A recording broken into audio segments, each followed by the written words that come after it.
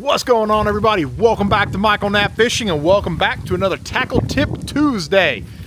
We are going over 2 cranking rods today.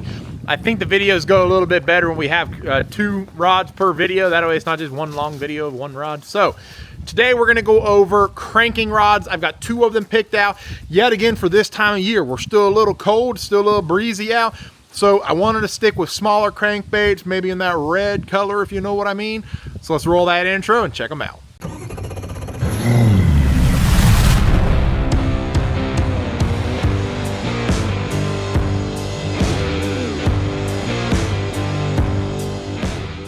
All right, guys, so cranking season is upon us. It's been upon us for a little while. You guys know Cherokee Lake, Douglas Lake, what color crankbait do they like?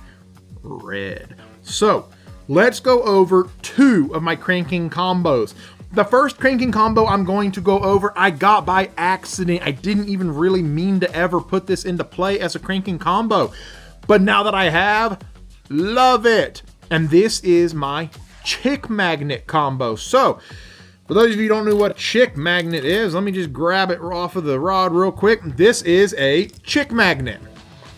It is a little circuit board balsa style bait, flat-sided. It has a very tight wobble, gets bit. This is a custom painted one. So line, before we get to the rod, we are throwing this on 12-pound Strike King tour grade fluorocarbon just because I go back and forth between tour grade and contra, and you guys are going to come to realize eventually that I don't really have a rhyme or reason for why I picked the line that I picked. I used to run solely tour grade.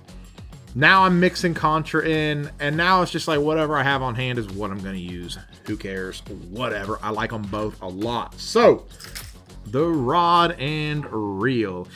When I tell you guys I got this by mistake, I bought it. Like, I knew what I was buying. But the reason why I bought this was honestly because of Tik Tok. There were a lot of people on there that wanted to see the new LFS speed spool. And they threw a tissy fit because I showed them my original LFS speed spool from like 10 years ago. And they're like, we don't want to see that one. We want to see a brand new one. It just goes to show the longevity of the LFS speed spool. Whatever. So I ordered a new one.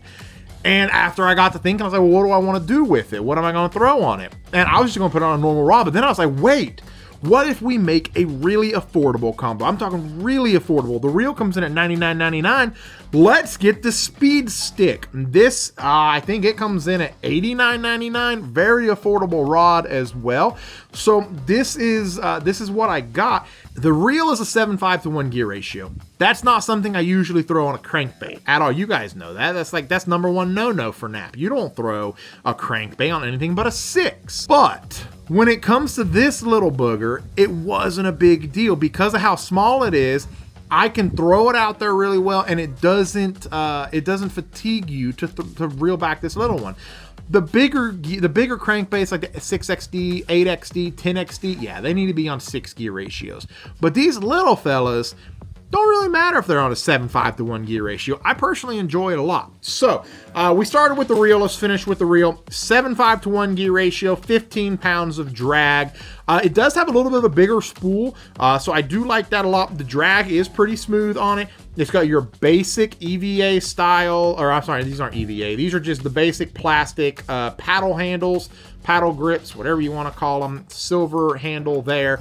Let's see here. It's the LFS Speed Spool, guys. It is the best $99 reel on the market. And don't come at me with that SLX bullcrap. This is the best $99 reel on the market, and you don't tear gears out of this one. So, to the rod. I was shocked at this rod. Number 1, right off the bat, I don't like cork. You guys know I hate throwing cork. I don't like cork. This is the only cork. No, I'm sorry. I have 2. I forgot I have a Hank Parker rod also. But this is the only one that you'll see me throw a lot. I don't like cork. I don't mind this one, surprisingly. It doesn't bother my hands.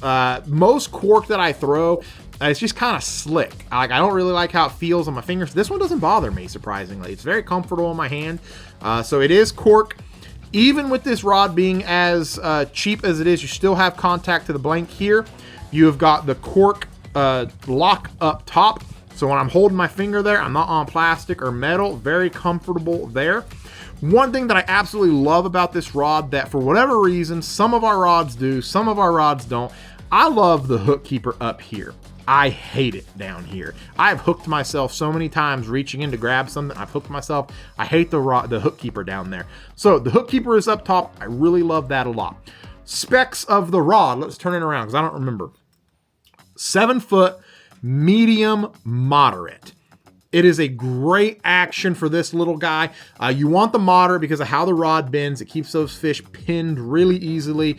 But I can actually throw this thing a pretty fair distance. I'd say I can throw this little chick magnet 35 to 40 yards.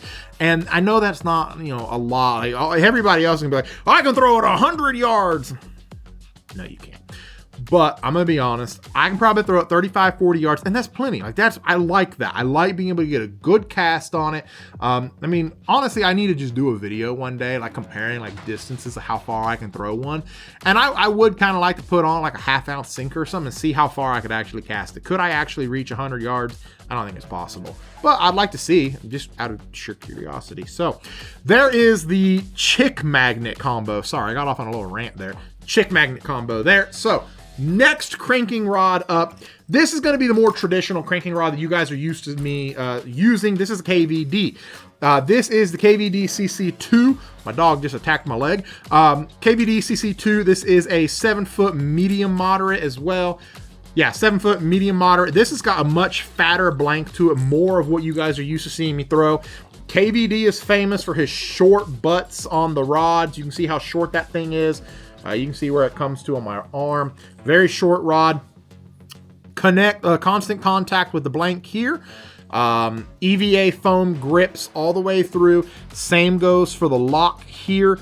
EVA foam for my finger to rest on there. The rod is just a stout rod. It's very limber, but you still have the backbone back here so that when you lean into that fish, it really pins them, and it still lets them fight really well. I enjoy it a lot. This is the bait that I'm throwing. We'll get to that in a second.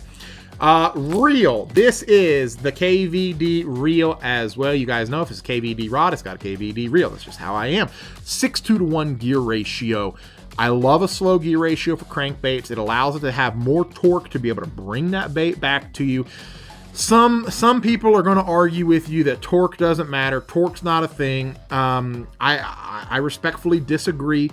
I can tell a difference cranking a 6 gear ratio versus a 7 or 8 gear ratio. You can tell a difference. If you crank for, 8, 9, 10 hours a day, you're going to notice a difference in your shoulder, your elbow. You're going to notice a difference. I'm not saying that it's super tiring to do, but when you do an activity for an extended period of time, you're going to notice a difference. So a 6:2 to 1 gear ratio really helps with that. Cool thing about the KVD reels is they do have the hook keeper on the side. You guys know how much I love the hook keepers. I get a lot of people ask me a lot, hey, where'd you get that?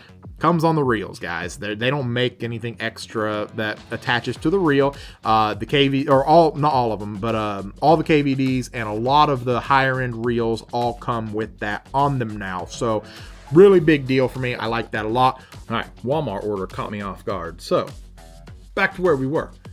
The bait. This is the new Strike King Gravel Dawg, and that is Demon Crawl. Got that nice pink purple back, red crawl pattern to it, nice fat bill, gets a little bit of a wobble to it. Really enjoy this bait. All around, I love the way it digs. I love the colors to it. There's a couple more colors that I've got that look absolutely phenomenal. So really love this bait all the way around. And it pairs perfectly with this rod, with how I fish it and where I fish around rock and everything. I just think it's all around a phenomenal combo for that. All right, guys, there it is. My 2 cranking rods. I hope I covered everything. I got a Walmart pickup order in the middle of it that my wife forgot to tell me about. So I had to hurry up and rush and get my dogs in because they are not people friendly.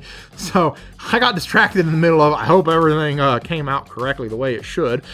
But those are the two cranking combos for the Gravel Dawg and the Chick Magnet. Now the Gravel Dawg combo, I can use 3XDs. I can use a couple other baits on there. I might even be able to throw up to a 5XD on. No, I can't. Never mind. Just kidding. But anyway, 3XD, stuff like that. And that's what the Gravel Dawg combo is good for as well.